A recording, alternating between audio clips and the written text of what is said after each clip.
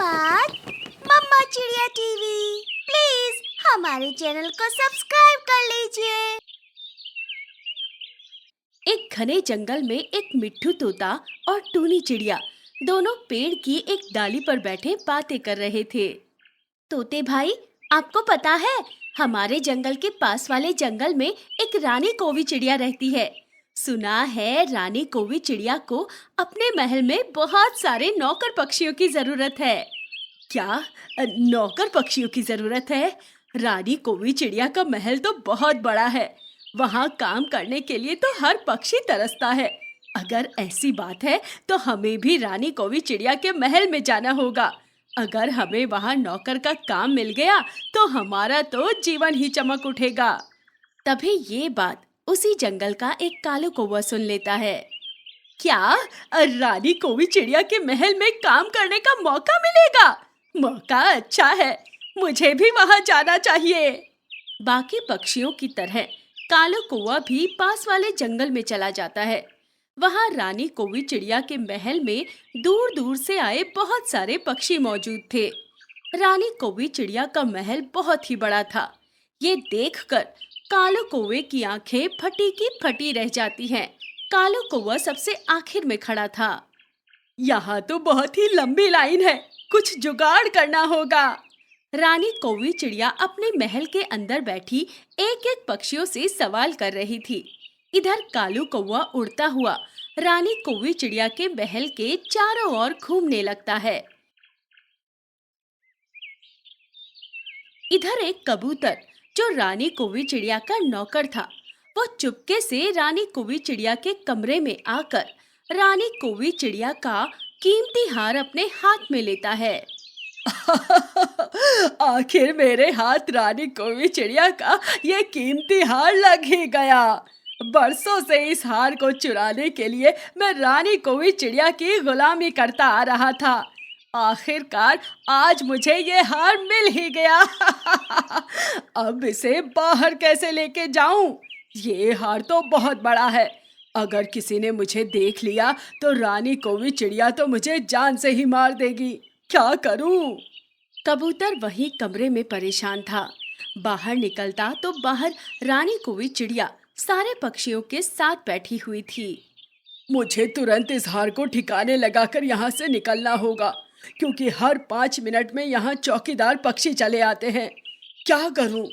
एक काम करता हूँ, इस खिड़की से इस हार को बाहर फेंक देता हूँ और मौका देखकर महल के बाहर जाकर इस हार को उठाकर यहाँ से कहीं दूर भाग जाता हूँ। वैसे भी सारे पक्षी इस समय महल में ही हैं, कोई बाहर नहीं है। कबूतर उस हार को रानी कौवी चिड़िया के कमरे की खिड़की से बाहर फेंक देता है और उस कमरे से बाहर निकल जाता है।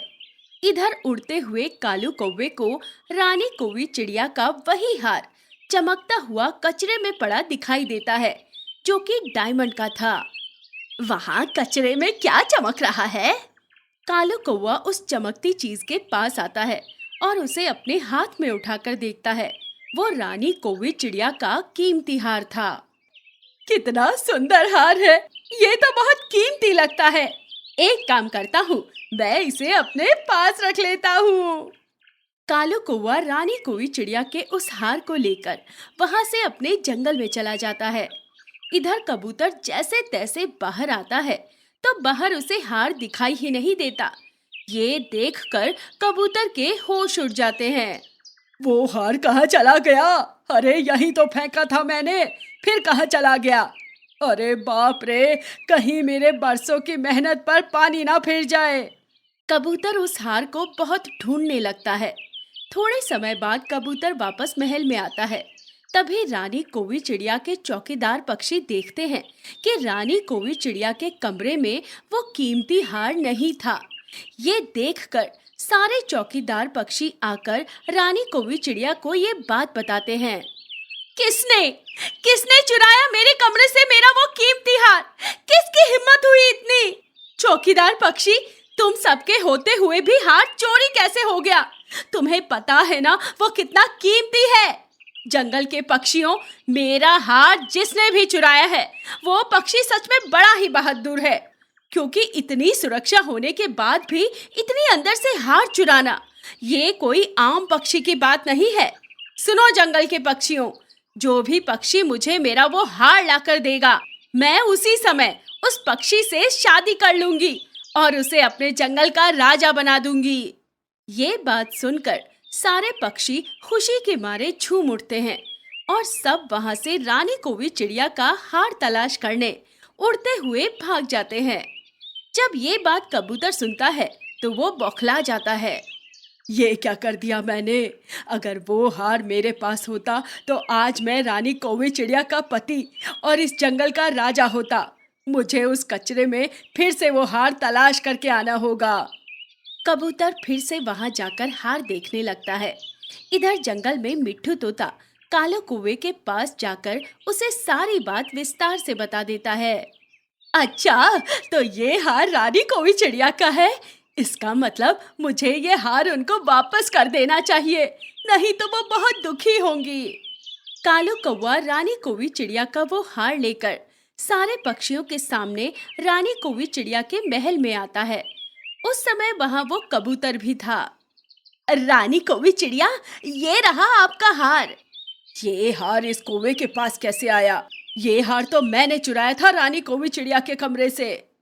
रुक जाइए रानी कौवी चिड़िया, ये हार इस कौवे ने नहीं बल्कि मैंने चुराया था आपके कमरे से। मैं बरसों से आपके महल में नौकर का काम करते आ रहा हूँ, केवल इस हार को चुराने के लिए।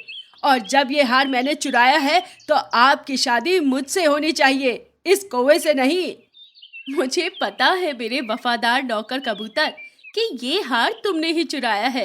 ये कौवा तो पहली बार आया है मेरे महल में। इसे कहाँ पता था कि महल के किस हिस्से में मेरा हार रखा हुआ था। मैंने शादी की जो बात कही थी वो झूठ थी। मुझे बस हार चोर को पकड़ना था। अगर मैं मुझसे शादी और राजा बनने का लालच ना देती तो तुम्हारी सच्चाई कभी मेरे सामने नहीं आती। चौकीदार पक्षियों, इस धोखेबाज कबूतर को हमेशा के लिए काल कोठरी में ले जाकर बंद कर दो।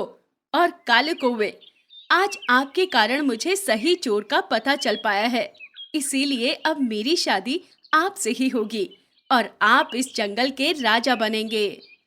उसके बाद चौकीदार पक्षी कबूतर को हमेशा के लिए जंगल की भयानक काल कोठरी में ले जाकर कैद कर देते हैं।